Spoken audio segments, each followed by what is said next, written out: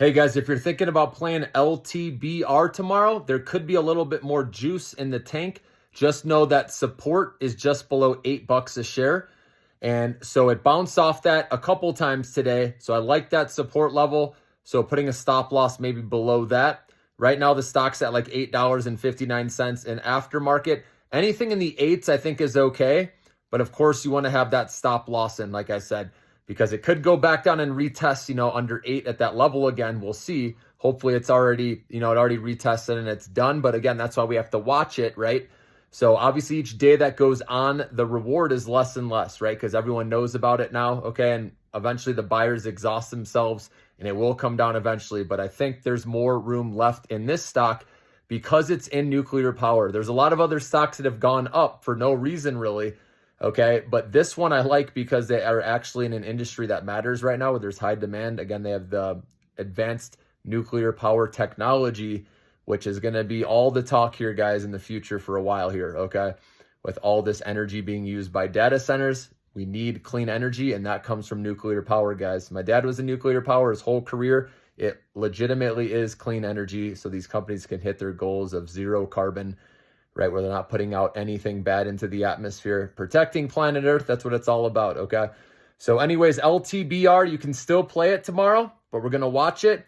And like I said, watch for that support level just under 8. That could be a better time to take a shot if it goes down to there, okay? But you can always start with a small position in the 850s if you want and watch it from there. We call it a starter pack, right?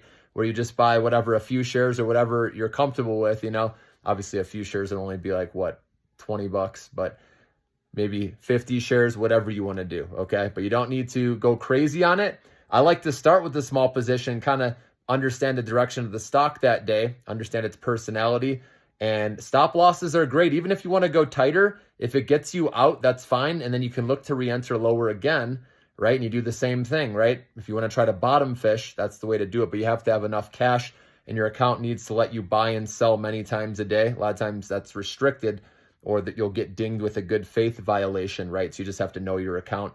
Anyways, guys, LTBR, we'll watch it tomorrow. Like I said, Opendoor is another one I recommended because if existing home sales come in better than expected, again, if you think that these interest rate cuts, the 0.5% is already filtered through and you think more homes are being sold, I don't know about you, but in my neighborhood, I see a lot more listings.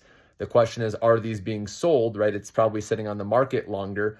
But I know that mortgage rates were already falling before the cut even happened. And so I can only expect there be more listings and more people buying, okay? So I'm hoping that shows up in the numbers. It just makes sense to me, okay? But you never know. They could miss one more report before things get better.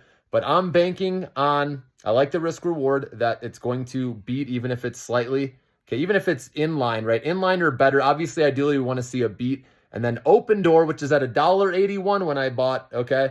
Can easily get back into the twos. Remember, this was at like 260, 270. I think it even hit 280 possibly. So you never know how high this can go. It'll depend on how good the existing home sales report is tomorrow. And remember, that's at 10 a.m. Eastern time. Have a good night, guys.